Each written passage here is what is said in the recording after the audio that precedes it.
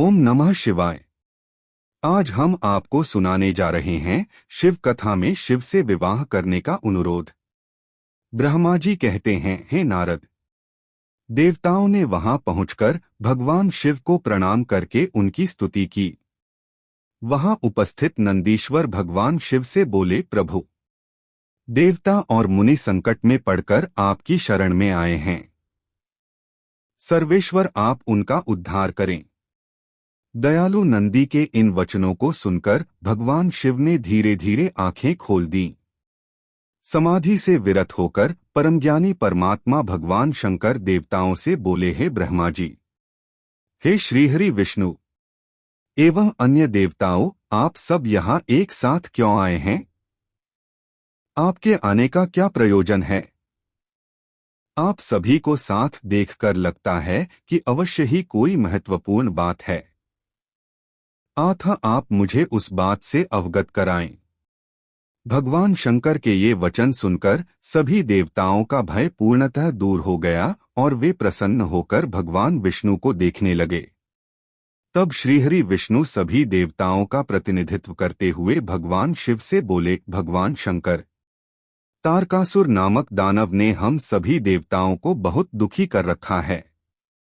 उसने हमें अपने अपने स्थानों से भी निकाल दिया है। यही सब बताने के लिए हम सब देवता आपके पास आए हैं। भगवान, ब्रह्मा जी द्वारा प्राप्त वरदान के फलस्वरूप उस तारकासुर की मृत्यु आपके पुत्र के द्वारा निश्चित है। हे स्वामी, आप उस दुष्ट का नाश कर हम सबकी रक्षा करें। हम सबका उद्धार कीजिए। प्रभो, आप हिमालय पुत्री पार्वती का पाणिग्रहण कीजिए।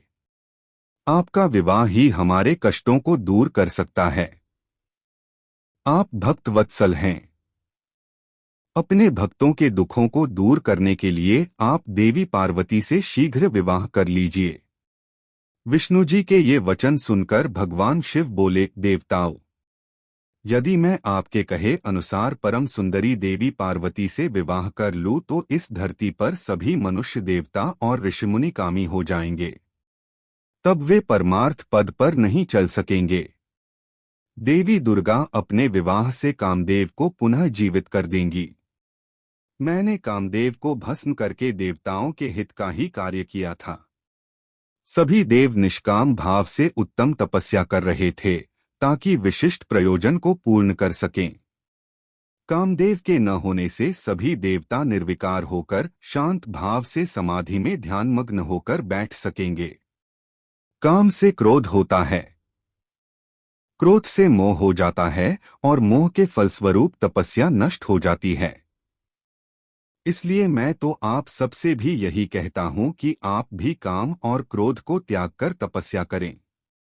ब्रह्मा जी बोले, हे नारद, त्रिलोकीनाथ भगवान शिव के मुख से इस प्रकार की बातें सुनकर हम सभी हतप्रभ से उन्हें देखते रहे और वे हम सब देवताओं और मुनियों को निष्काम होने का उपदेश देकर चुप हो गए और पुनः पहले की भांति सुस्थिर होकर ध्यान में लीन हो गए। भगवान शिव ब्रह्मा स्वरूप आत्मचिंतन में लग गए।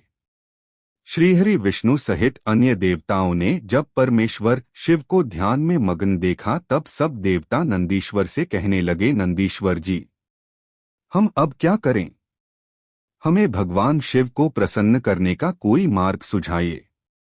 तब नंदीश्वर सभी देवताओं को संबोधित करते हुए बोले, आप भक्त वत्सल भगवान शिव की प्रार्थना करते रहो। वे सदैव ही अपने भक्तों के वश में रहते हैं। तब नंदीश्वर की बात सुनकर देवता पुनः भगवान शिव की स्तुति करने लगे। वे बोले, हे देवाधिदेव, महादेव, करुणानिधान भगवान शिव शंकर, हम दोनों हाथ जोड़कर आपकी शरण में आए हैं।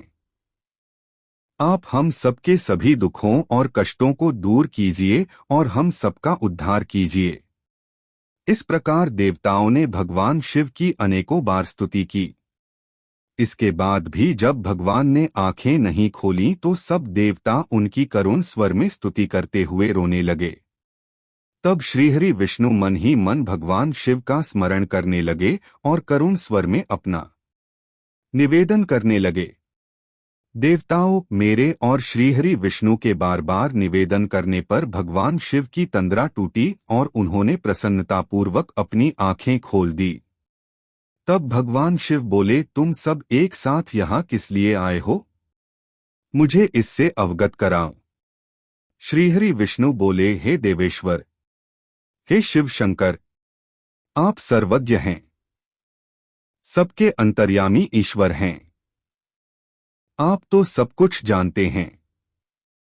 भगवान, आप हमारे मन की बात भी अवश्य ही जानते होंगे। फिर भी यदि आप हमारे मुख से सुनना चाहते हैं तो सुने। तारक नामक असुर आजकल बड़ा बलशाली हो गया है। वह देवताओं को अनेकों प्रकार के कष्ट देता है।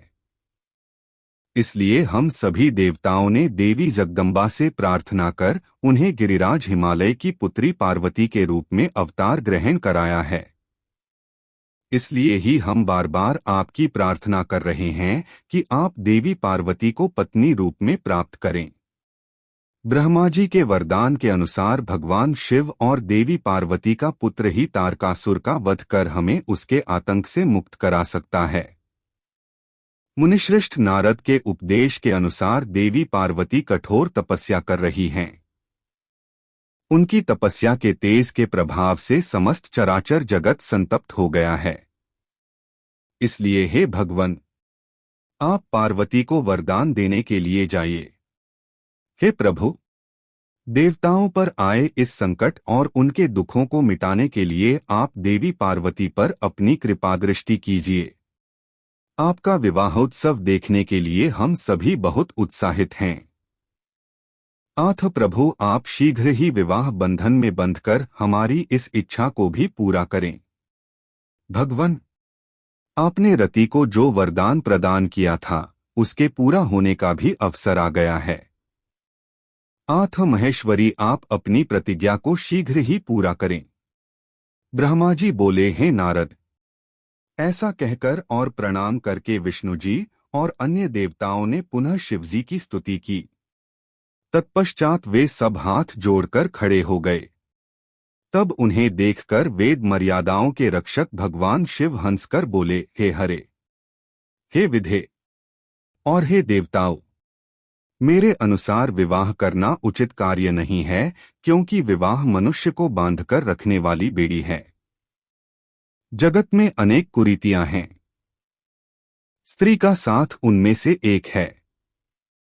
मनुष्य सभी प्रकार के बंधनों से मुक्त हो सकता है, परंतु स्त्री के बंधन से वह कभी मुक्त नहीं हो सकता। एक बार को लोहे और लकड़ी की बनी जंजीरों से मुक्ति मिल सकती है, परंतु विवाह एक ऐसी कैद है जिससे छुटकारा पाना असंभव है। विवाह मन को विषयों के वशीभूत कर देता है, जिससे मोक्ष की प्राप्ति असंभव हो जाती है।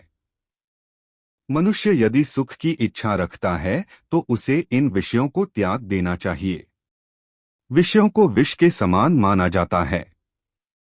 इन सब बातों का ज्ञान होते हुए भी मैं आप सबकी प्रार्थना को सफल करूंगा, क्योंकि मैं सदैव ही अपने भक्तों के अधीन रहता हूं। मैंने अपने भक्तों की रक्षा के लिए अनेक कष्ट सहे हैं। हे हरे और हे विधे, आप तो सब कुछ जानते ही हैं। मेरे भक्तों पर जब जब विपत्ति आती है तब तब मैं उनके सभी कष्टों को दूर करता हूं। भक्तों के अधीन होने के कारण मैं उनके हित में अनुचित कार्य भी कर बैठता हूं। भक्तों के दुखों को मैं हमेशा दूर करता हूं। तारकासुर ने तुम्हें जो दुख दिए हैं उन्हें मैं भली भांति जानता हूं। उनको मैं अवश्य ही दूर करूंगा। जैसा कि आप सभी जानते हैं, मेरे मन में विवाह करने की कोई इच्छा नहीं है, फिर भी पुत्र प्राप्ति हेतु मैं देवी पार्वती का पाणिग्रहण अवश्य करूंगा। अब तुम सब देवता निर्भय और निडर होकर अपने अपने धाम को लौट जाओ। मैं तुम्हारे कार्य की सिद्धि अवश्य करूंगा। इसलिए अपनी सभी चिंताओं को त्याग कर सभी सहर्ष अपने घर जाओ। ऐसा कहकर भगवान शिव शंकर पुनः मौन हो गए और समाधि में बैठकर ध्यान में मग्न हो गए। तत्पश्चात विष्णु जी और मैं देवराज इंद्र सहित सभी देवता अपने अपने धामों को खुशी से लौट आए।